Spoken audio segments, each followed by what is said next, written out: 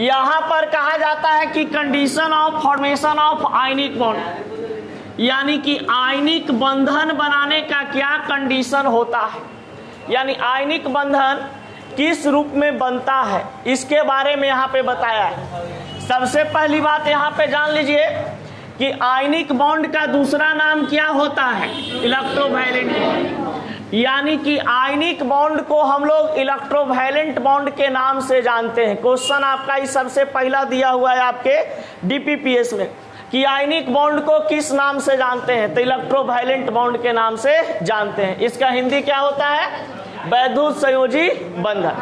अब कहा जाता है कि आयनिक बॉन्ड में किस प्रकार का फोर्स ऑफ अट्रैक्शन लगते हैं, तो आपको बताए थे पिछले क्लास में कि इलेक्ट्रोस्टैटिक फोर्स वैद्युत स्थिर बल लगता है, तो इलेक्ट्रोस्टैटिक फोर्स लगते हैं आयनिक बॉन्ड के अंतर्गत। तो इस बात को जरा सा ध्यान रखिएगा। अब कहा जाता है मेरे भाई कि आयनिक बॉन्ड का निर्माण कब संभव है, किसी कंपाउंड में आयनिक बॉन्ड कब लगता है, तो देखिएगा जैसे मान लिया जाए ब्रदर आपके पास यहाँ पर NaCl एक कंपाउंड दिया हुआ है, ठीक है, ये NaCl प्लस माइनस एक प्रकार का सोडियम क्लोराइड है। अब जो ये सोडियम क्लोराइड आपके पास दिया गया है, इसमें कंडीशन आपको कह रहा है कि जो आपके पास सोडियम है और एक Cl है, तो हम बताए थे पिछला क्लास कि एक भैया आपके पास मेटल होता है और एक आपके पास नॉन मेटल होते हैं, यानी मेटल और नॉन मेटल के बीच ही आयनिक बॉन्ड का फॉर्मेशन होता है। तो मेटल के पास हमेशा प्लस चार्ज होता है और नॉन मेटल के पास हमेशा निगेटिव चार्ज। अब देखिए मेटल हमेशा धातु प्लस में होगा, पॉजिटिव आयन होगा, और नॉन मेटल आपके पास निगेटिव होगा। अब कहता है कि ये मेटल जो होते हैं इसका इलेक्ट्रोनेगेटिविटी कम होता है, इसका इलेक्ट्रोनेगेटिविटी कम रहना चाहिए, और क्लोरीन यानी कि यहाँ पे जो नॉन मेटल कुछ भी दिया हुआ रहे उसका इलेक्ट्रोनेगेटिविटी क्या होना चाहिए, हाई होना चाहिए। यानी कि यहाँ पर देख सकते हैं कि सोडियम का इलेक्ट्रोनेगेटिविटी 0.9 आता है और क्लोरीन का इलेक्ट्रोनेगेटिविटी 3.0। तो यही होता है यहाँ पर कि metal have low value of ionization potential, ionization enthalpy, electronegativity can form ionic bond. Non metal should have high value of electronegativity.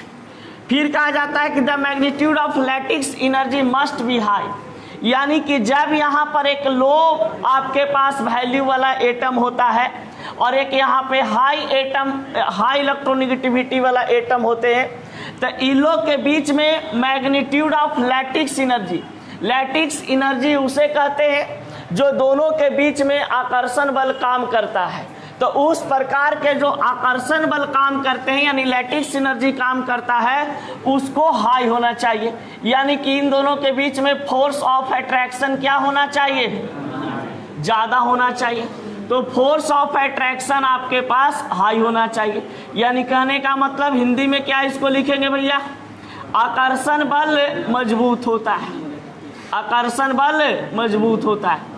तो आकर्षण बल मजबूत है यानी कि हाई है, तो इन दोनों के बीच में एक प्रकार का बॉन्ड बनेगा जिसको हम कौन सा बॉन्ड के नाम से जानेंगे, तो ये आयनिक बॉन्ड के नाम से जानेंगे। कौन बॉन्ड के नाम से जानेंगे, आयनिक बॉन्ड। कोई दिक्कत, तो यही कंडीशन होता है। अगर कोई आपसे पूछ दे कि आयनिक बॉन्ड कब संभव है या आयनिक बॉन्ड कब बनेगा, तो एकदम डायरेक्ट बताना है कि भैया आयनिक बॉन्ड तभी बन सकता है जब धातु का मात्रा, इलेक्ट्रोनेगेटिविटी का मात्रा कम हो और नॉन मेटल का इलेक्ट्रोनेगेटिविटी का मात्रा अधिक हो, समझ गए ना, वहां पर ये बनता है क्या चीज, आयनिक बॉन्ड। यानी कि ये आयनिक बॉन्ड बनाने में उसी प्रकार से कहा जाता है कि आपकी जो वो है, आपकी जो वाइफ है, वाइफ ज़्यादा पैसा वाला रहे और आप कंगाल रहे, समझ गए, तब आयनिक बॉन्ड बनेगा। बेचारी जो कहेगी वो तुम सुनोगे, समझ गए ना, नहीं तो अगर वो बेचारी गरीब है और तुम अमीर हो तो उसको धर के नचते रहोगे, समझ गए ना।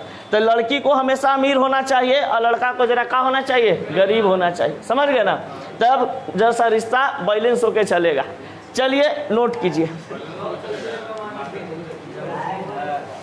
नहीं तो दोनों बराबरी रहला ना तो दिक्कत हो जाता है।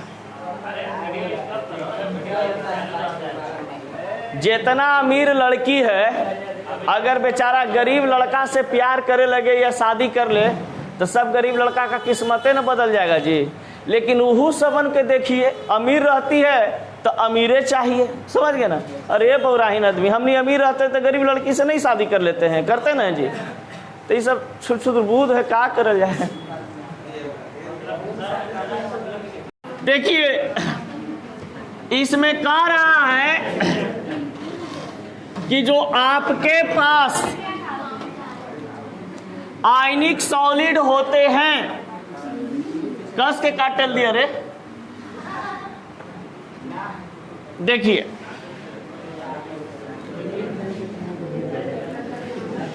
पहले मिटारे दे बढ़िया से ना। देखिए बाबू, पहला पॉइंट में क्या चीज आपके पास था कि आयनिक ठोस किस अवस्था में पाए जाते हैं। तो आपको पता है कि जितने भी आपके पास भैया ये आयनिक ठोस होता है, इस आयनिक ठोस में कौन सा बॉन्ड पाए जाते हैं? आयनिक बॉन्ड पाए जाते हैं।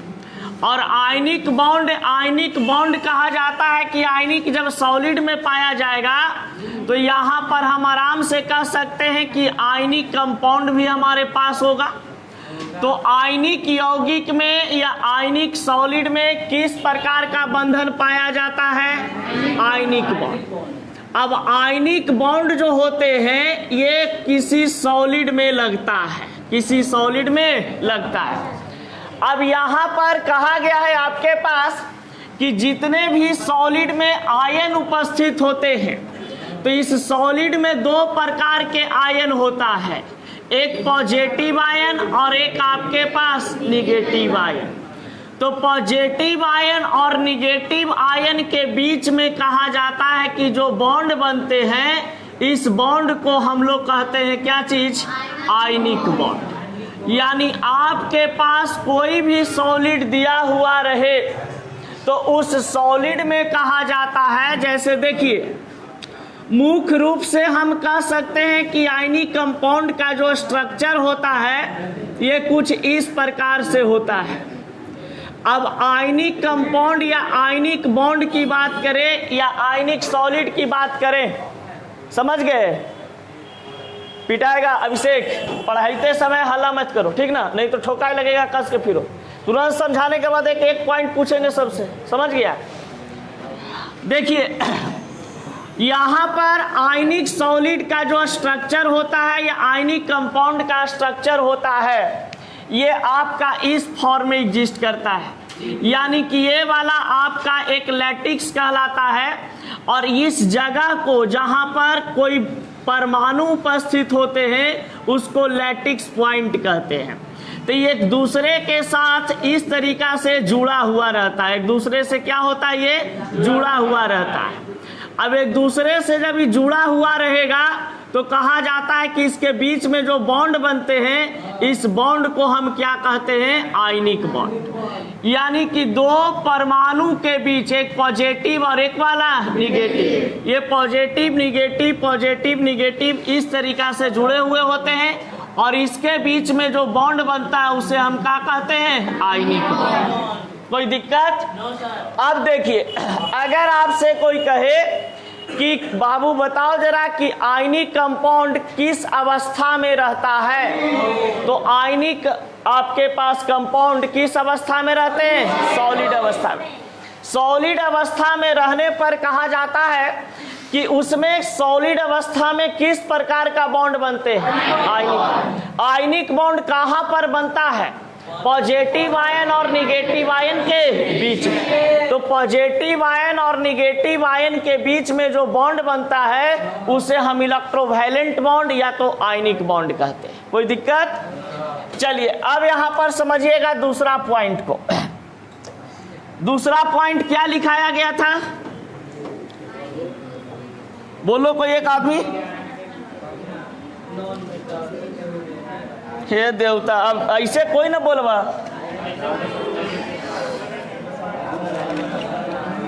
चलो चलो चलो, समझ गए कि तुम लोग के अंग्रेजी पढ़े आता है। देखो, these ion are arrangement in the regular pattern in the 3 dimensional. देखिए अब यहां पर कहता है बाबू कि जितने भी आयनिक सॉलिड होते हैं वो आयनिक कंपाउंड से हम लोग तुलना करते हैं, यानी कि इस सब का हिंदी लिखने का कोई ज़रूरत नहीं, आप समझ सकते हैं कि आयनिक यौगिक होता है। तो आयनिक सॉलिड आयनिक कंपाउंड की अगर हम स्ट्रक्चर की बात करते हैं तो कहा जाता है बाबू कि ये 3D स्ट्रक्चर में पाया जाता है। किस स्ट्रक्चर में? 3D structure. तो 3D स्ट्रक्चर में इसलिए इसको हम लोग देखते हैं कि जैसे मान लिया जाए कि हमारे पास आयनिक सॉलिड एक सोडियम क्लोराइड दिया हुआ है, सोडियम क्लोराइड एक आयनिक कंपाउंड दिया हुआ है NaCl। अब इसका अगर हम स्ट्रक्चर बनाना चाहें तो स्ट्रक्चर देखिए 3D की अगर बात करते हैं 3D स्ट्रक्चर की, और 3D स्ट्रक्चर में जानते हैं कि ये सॉलिड आता है, तो सॉलिड का स्ट्रक्चर बाबू हमेशा कैसा बनेगा? इस प्रकार से क्यूब की तरह। देखिए क्यूब की तरह बनेगा। अब देखिए इसमें क्या होता है कि यहाँ पर जो आपके पास उपस्थित एटम है, एटम है, एटम है, एटम है, सभी जगह कॉर्नर पॉइंट पे क्या आपका उपस्थित होता है? एटम। यानी कि यहाँ पर Na, यहाँ पर Cl, यहाँ पर Na, यहाँ पर Cl, यहाँ पर Na, यहाँ पर Cl, यहाँ पर Cl, यहाँ पर Na। यानी कि जितने भी यहाँ पर एटम है ये कहा जाता है कि रेगुलर पैटर्न में होते हैं, समझ गए ना? यानी देखिएगा एक Na तो एक Cl, एक Na तो एक Cl, एक Na तो एक Cl, एक Cl तो एक Na।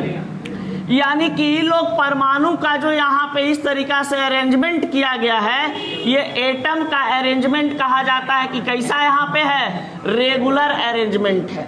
तो रेगुलर अरेंजमेंट होने के कारण, रेगुलर अरेंजमेंट होने के कारण यहाँ पर कुछ इस प्रकार से स्ट्रक्चर बनते हैं, और इस स्ट्रक्चर को हम लोग 3D में जानते हैं। जैसे देखिएगा यहाँ पर कुछ ऐसे दिया हुआ आपके पास है, ये आपके पास ऐसे दिए हुए हैं। इसमें आप देखिए ई वाला भैया आपका क्या चला गया? X, Y और Z, यानी X एक्सिस, Y एक्सिस और ये आपका Z एक्सिस। यानी कि X axis, Y axis, Z axis ये क्या चीज को दर्शाता है? 3D को।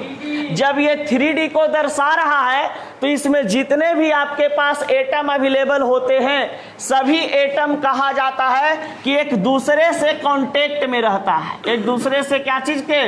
कांटेक्ट में। इस तरीका से ये जुड़े हुए रहते हैं। अब एक दूसरे से जब जुड़ा हुआ रहता है तो यहाँ पर बताइए कि इसके बीच में जगह क्या होगा? कम खाली होगा।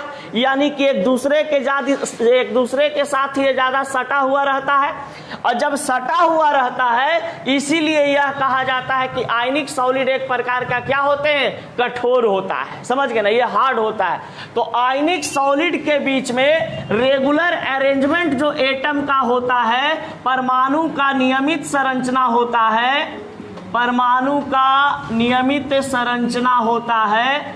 तो इस नियमित संरचना के कारण आयनिक सॉलिड किस रूप में पाए जाते हैं? सॉलिड के रूप में पाया जाता है, और ये कैसा होता है? हार्ड होता है, यानी कि ये कठोर होते हैं।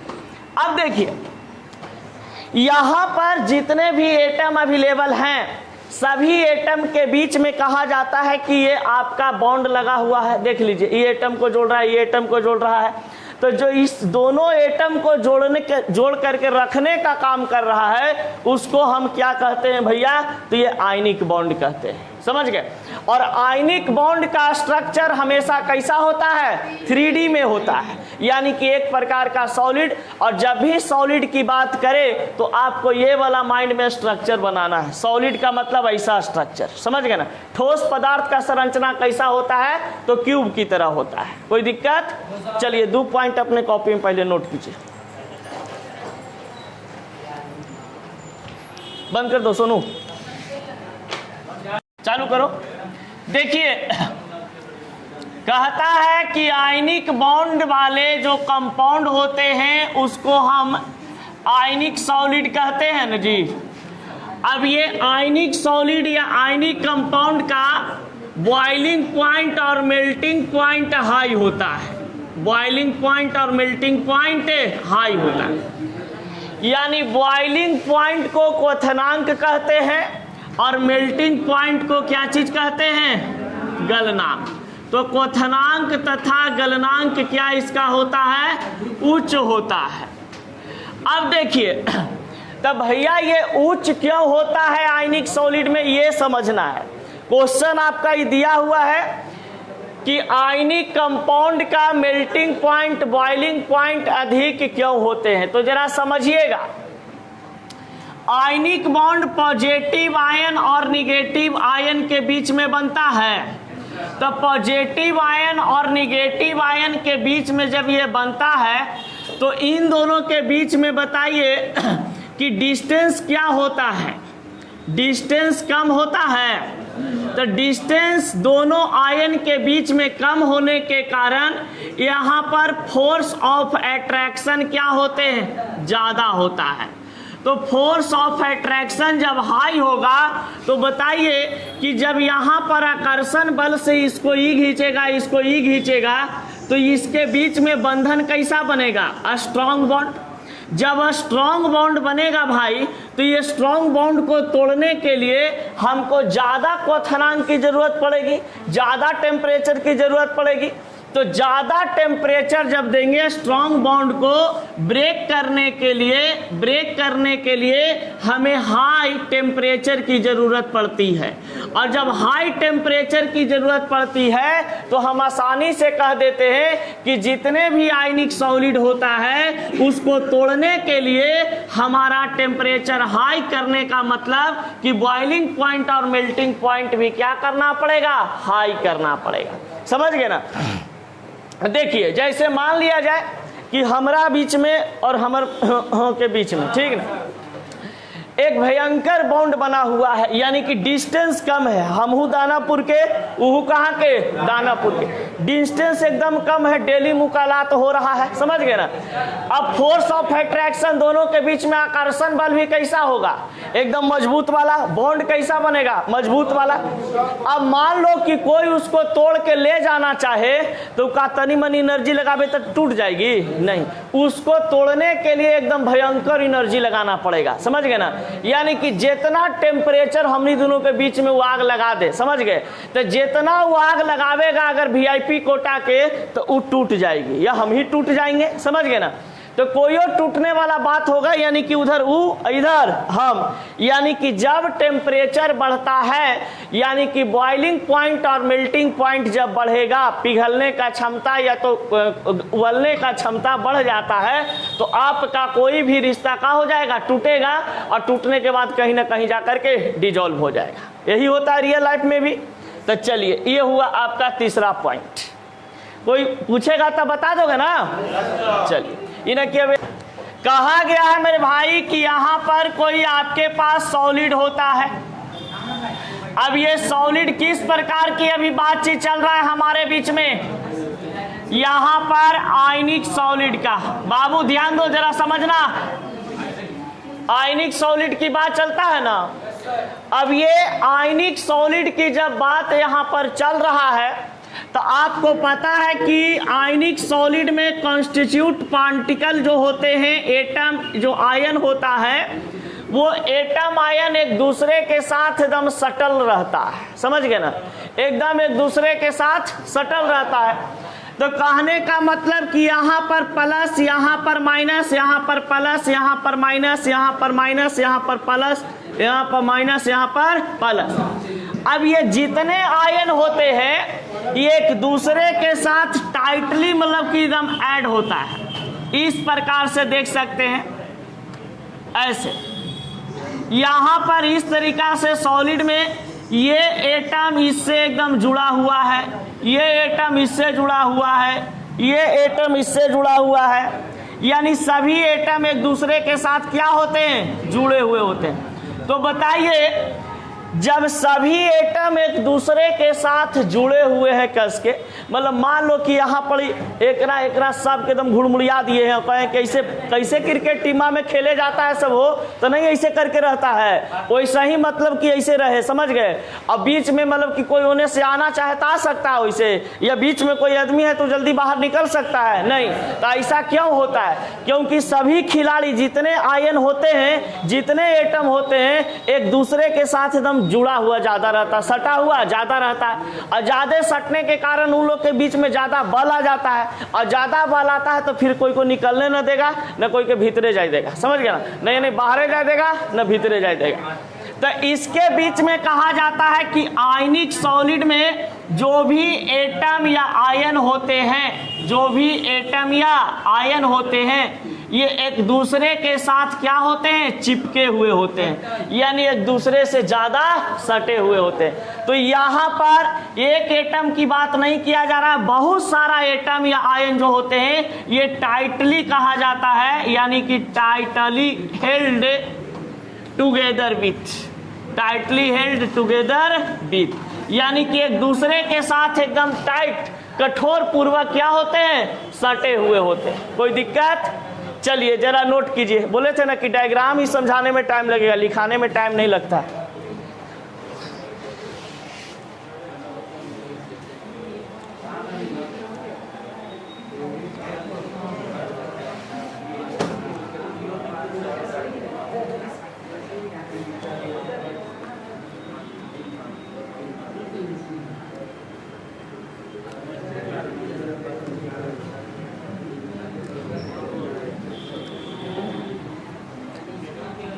देखिए इसको हम जैसे तैसे भी समझा सकते थे, समझ गए, लेकिन नहीं, समझना है बढ़िया से कि एक एक क्वेश्चन हमारा क्या हो जाए? डील हो जाए।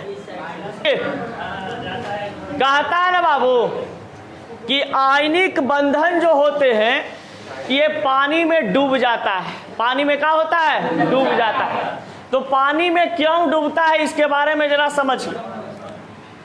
यहां पर आयनिक सॉलिड की बात करते हैं, देखो तो आयनिक सॉलिड बोले तो आयनिक बॉन्ड, यानी कि आयनिक सॉलिड में किस प्रकार का बंधन पाया जाता है? आयनिक बंधन पाया जाता है। यानी आयनिक ठोस में किस प्रकार का बंधन मेरे भाई? आयनिक बंधन। अब आयनिक बंधन वाले जो कंपाउंड होते हैं ये जैसे ही इसको हम पानी में डालेंगे ना, यानी कि वाटर में डालेंगे, जल में डालेंगे, H2O में डालेंगे, तो ये क्या हो जाएगा? घुल जाता है। अब ये घुलता क्यों है जरा सा समझिएगा। डिजोल्व, ये डिजोल्व क्यों होता है? देखिए पानी की बात करते हैं भैया, तो पानी का सूत्र क्या होता है? H2O। अब H2O जो है ये हाइड्रोजन, और इसमें क्या चीज पाया जाता है? यानी कि इसमें दो कैटेगरी के चीज पाए जाते हैं, एक प्लस और एक माइनस। यानी कि जब प्लस और माइनस एक साथ रहता है उसको हम भैया कहते हैं पोलर। क्या बोलते हैं? Polar nature. यानी कि पोलर कहने का मतलब ध्रुवीय स्वभाव। ध्रुवीय स्वभाव कहने का मतलब देखिए, जैसे एक मैग्नेट देखे हैं चुंबक, तो चुंबक में कितना पोल होता है? एक नॉर्थ पोल और एक साउथ पोल। तो एक मैग्नेट में दो पोल है ना, एक प्लस और एक माइनस, तो इस मैग्नेट को हम पोलर कहते हैं। यानी चुंबक हमारा क्या होता है? पोलर होता है। तो उसी प्रकार से जिस मॉलिक्यूल या जिस कंपाउंड में दो प्रकार के आयन आ जाते हैं, प्लस और माइनस आ जाता है, उसको हम क्या कहते हैं? ध्रुवीय स्वभाव। यानी कि ध्रुवीय स्वभाव कहने का मतलब कि वैसा अणु या यौगिक जिसमें दो प्रकार के आवेश उपस्थित होता है उसे हम कौची कहते हैं? पोलर नेचर कहते हैं। चालू है? अब देखिए, अब यहां पर क्या होता है जरा सा समझिएगा। आयनिक सॉलिड आपके पास सोडियम क्लोराइड है। आयनिक सॉलिड सबसे बढ़िया कौन है? Sodium chloride.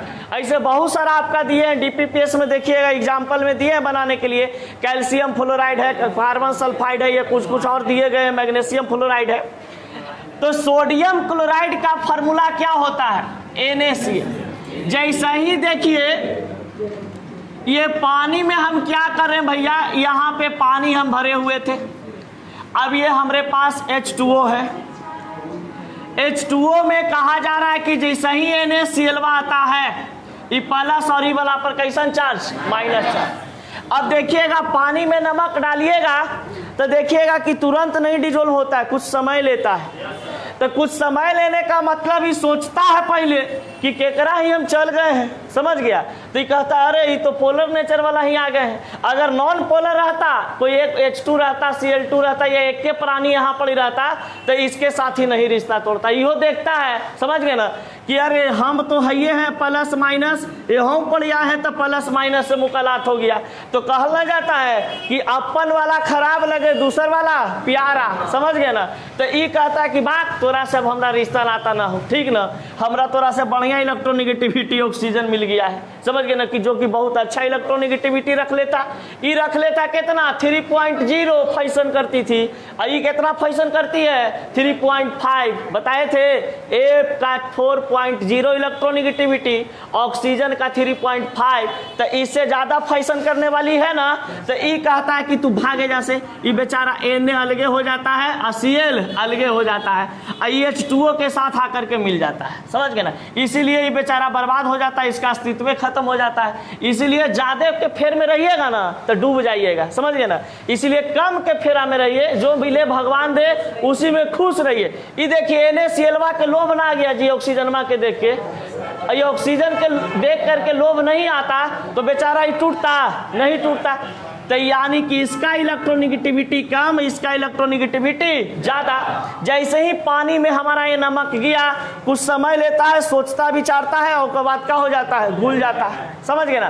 तो ये इलेक्ट्रोनिगेटिविटी के कारण, और ये कहा जाता है कि बॉन्ड के कारण। अब बताइए H2O में कहा जाता है कि पोलर बॉन्ड पाए जाते हैं। कौन बॉन्ड पाया जाता है, पोलर बॉन्ड, क्योंकि H2O एक प्रकार का कौन सा नेचर का होता है, पोलर नेचर का होता है। तो पोलर नेचर के जितने भी कंपाउंड होंगे यानी पोलर बॉन्ड बनाएगा।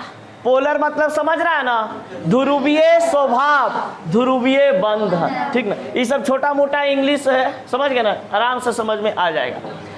तो अब बताइए, कोई कहेगा कि NaCl नमक में, NaCl नमक जो है पानी में क्यों घुल जाता है, तो क्योंकि पानी का जो नेचर होता है वो पोलर नेचर का होता है, पोलर बॉन्ड के होते हैं। इसलिए NaCl जाने के बाद वहां पर इसमें आसानी से क्या हो जाता है, टूट जाता है, और टूटने के बाद क्या हो जाएगा, घुल जाएगा। कोई भी पदार्थ टूटता है तभी घुलता है, जब तक टूटेगा नहीं, जब तक घुलेगा नहीं। तो टूटना पड़ता है घुलने के लिए। चलिए अब नोट कीजिए इसको।